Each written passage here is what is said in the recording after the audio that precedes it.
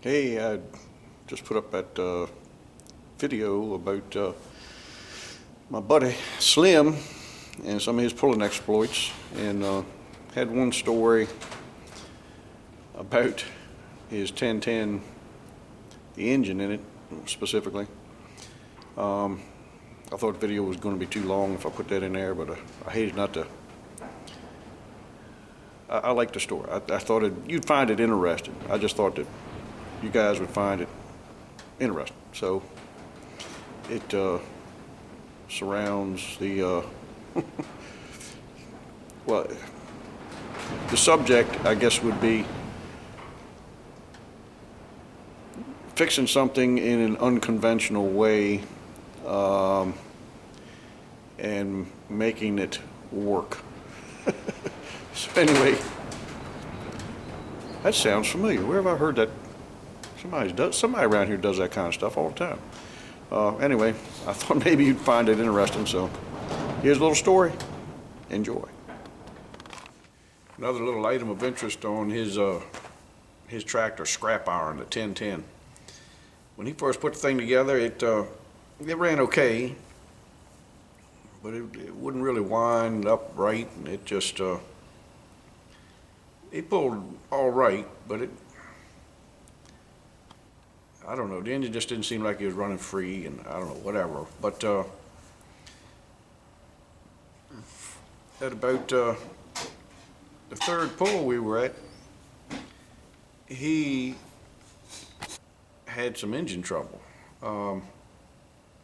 He thought maybe he spun some bearings. When he got home, he dropped the oil pan, and sure enough, it had spun a couple of main bearings, and I think it was the rear main bearing was definitely one of them, and so I guess the number 5 main bearing, and then the number 4 was pretty bad shape if it wasn't spun, but the rear was spun bad, and he was saying he got to find another engine. I said, Slim, let's go ahead and drop that thing off here. Let me take a look at it. He said, you think you can fix it? I said, well, it don't hurt nothing to look at. He said, okay. So he brought it by. So anyhow, I don't know, Slim always had the trouble. He'd have friends coming by. He didn't have much time to work on his tractor. And friends would come by while he was trying to work on it, and he'd be distracted.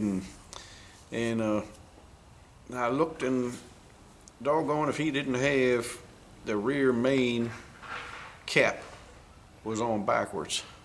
When he put it together, he accidentally had stuck it on there backwards. And ain't no reflection on him. I mean, like I say, we're human, we all make mistakes. But, and it was spun pretty bad. So you couldn't use that main cap. It was not usable.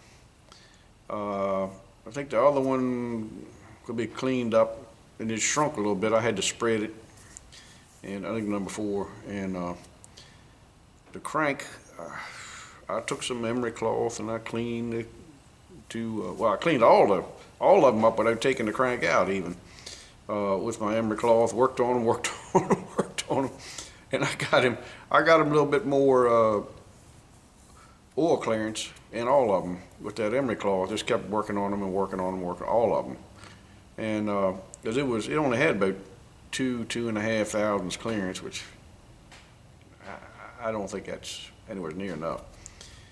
And I got him at least 4.5, somewhere in there. I was shooting for 5, but it's a lot of going back and forth with emery cloth. But we worked on them, and I got the rear one cleaned up, and I had to do a little bit of patching in the block for the top. It was a little bit scarred, but I don't know, got some marine text or something like that and put the top. But I actually needed to get like a 10 under bearing. I had to clean it up that much. So we got a main 10 under main bearing and put in there, and cleaned all the others up and stuck it back together. And I can't remember. I'm trying to remember now. I don't think I had another cap to put in there. I think I cleaned that cap up, and put some, I can't say, I've done it both ways. I know in the engine that I got in Deer Power, not the Spirit of Deer Power, but Deer Power 1, restored, whatever you want to call it, reconstructed Donnie Thomas's old tractor. The number 1 main bearing in that, I had to shim up and rebuild the main in the block of that one. I'm trying to think now if I had to do that with Slim's. I think I did. Well, anyhow, it's all pieced together and shimmed up, and just made sure I had the right clearance, and Loctited the bearing in that cap and everything, and stuck it together. And I said, Slim, try it out, run it. He said, you think it'll hold? I said, well, if it don't, it's already blown up. It's already blown up. You ain't lost nothing. You already ruined the engine. It's already blown up. It ain't gonna hurt nothing to run it and blow it up again. It's already blown up. It don't owe you anything. So he put the thing back together, and with that extra clearance, it run real free, and he started doing better. And at that time, he still had a rotary pump on it. I don't know if you can see. This is my son's 1010 here. He's got the inline pump on there, and at that time, at the end of that season, we put the inline pumps on. Slim came by when I was putting the inline pump on this, and he said, I think I'll put one on mine. So I built him one for him too, and put that on there. And he said, how long you think I ought to drop that pan and look? I said, Slim, don't ever drop that pan and look at them bearings. Just keep on running. It's already blown up. It's already blown up. Just keep on running. If you take that apart and all them shims come out there, I don't know if we'll get it back together just right. It's holding. Just go ahead and run it. So he ran it the next season with the inline pump on it and started making some power. Put a bigger turbo on it. I mean, he's running 4th gear, going up the track with them 1838s on it, and I mean, running right with David's tractor and beating him sometimes. And he ran that thing for 10 years with that engine, and it's the engine that's in it now. He's never dropped the oil pan since then. And we would always have a good time remarking about that. He's running a blown up engine. He said that engine don't owe him nothing. Oh gosh. But it's I don't know how in the world it held up this long. We just got enough extra oil clearance in there, and it was I don't know, everything else must have been right. So it ran good and held up good, and he's out there running with an engine that's pieced together like that. It's amazing what you can make work when you're a little bit resourceful. And I don't know, I just was trying to help him out, because I wanted him to get back out there on the track without spending a bunch of money. And so we got 10 seasons out the thing, so had a ball with it. Anyhow, I just thought that might be a little bit of an interesting story too. Anyway, hope you enjoyed it. Not all my repairs done like that turn out successfully, but that one ended up lasting a long time. I was surprised, and we got a kick out of that. Just keep on running it. Keep on running. We got to go into the transmission of it.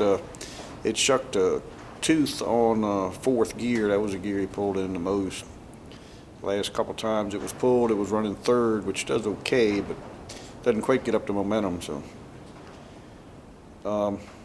we'd have to take apart the transmission and put another 4th gear in there. I really would like to double up some of the transmission gears like we did in ours. Slim transmission was pretty much stock. And but anyhow, thought you'd find it interesting, and if you liked the video, give it a thumbs up. It helps a lot if you can do that. And if you haven't subscribed, subscribe to this channel, and also to the Southern Maryland Maniacs channel. It'd be great. That way you can, and if I guess if you hit that little thing that looks like a bell, you'll get a notification whenever I put up a new video. So, all right. Catch you later. Have a good one. See ya.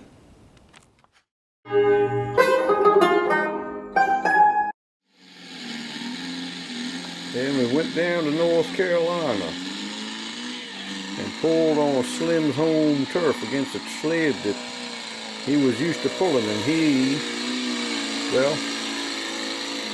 walked the dog on us.